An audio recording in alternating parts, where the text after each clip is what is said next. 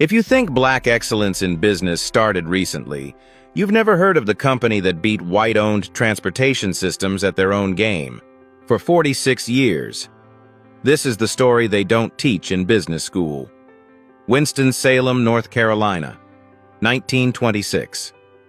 If you were black and needed to get to work, you had a problem. The city's white-owned streetcars didn't run in black neighborhoods, not one route. According to historical documentation, African Americans who worked at R.J. Reynolds Tobacco Company, the city's largest employer, had to walk miles through white neighborhoods just to catch a trolley. And when they finally got on, they sat in the back.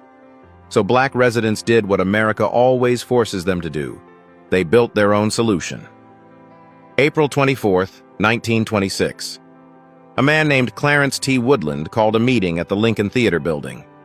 At that time, according to city records, approximately 35 independent black jitney operators, small buses, were scattered across Winston-Salem, each with their own routes, their own schedules, competing with each other, sometimes dangerously.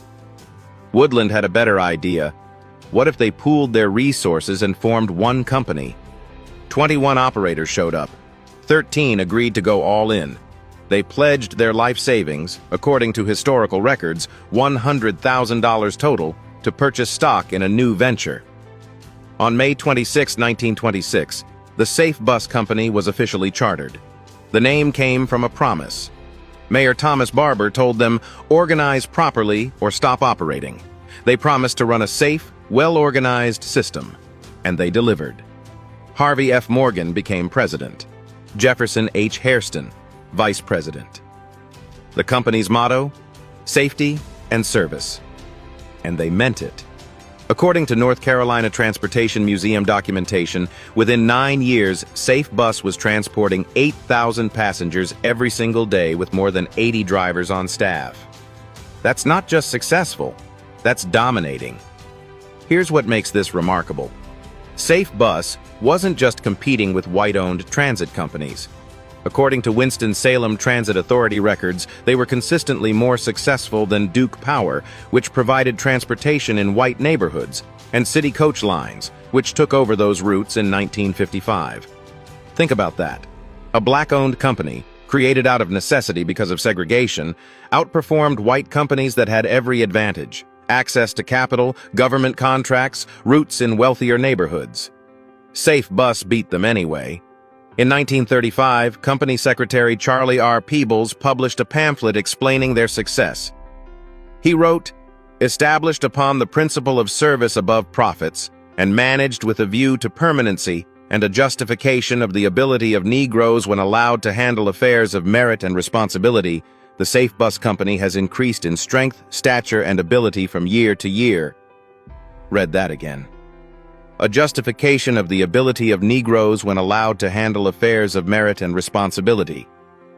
They knew what they were proving, every route, every day, every safe ride.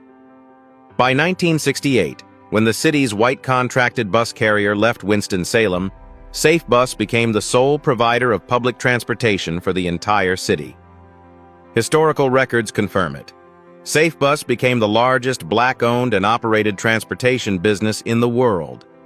97-year-old Jamie Morrison, who grew up riding Safe Bus, remembered it this way in a 2022 interview. "We didn't have to ride in the back. The drivers were friendly, wore clean uniforms. Riders knew each other. It wasn't just transportation, it was community." But here's where the story gets complicated.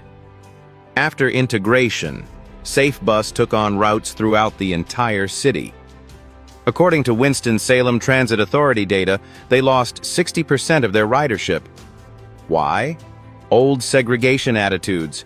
White passengers didn't know whether they should sit in the back. School integration meant students rode yellow buses instead. More families bought cars. Routes were cut. Revenue dropped.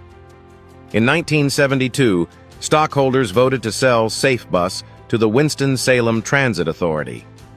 46 years of black ownership, black drivers, black excellence, absorbed into the city system. But here's what can't be absorbed: the proof.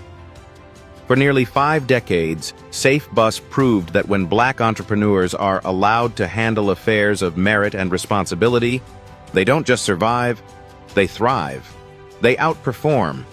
They build the largest of their kind in the world. Today, one SafeBus still sits at the Winston-Salem Transit Authority. A conference room bears the company name, but most people walking past have no idea what it represents. If you didn't know SafeBus existed, comment below.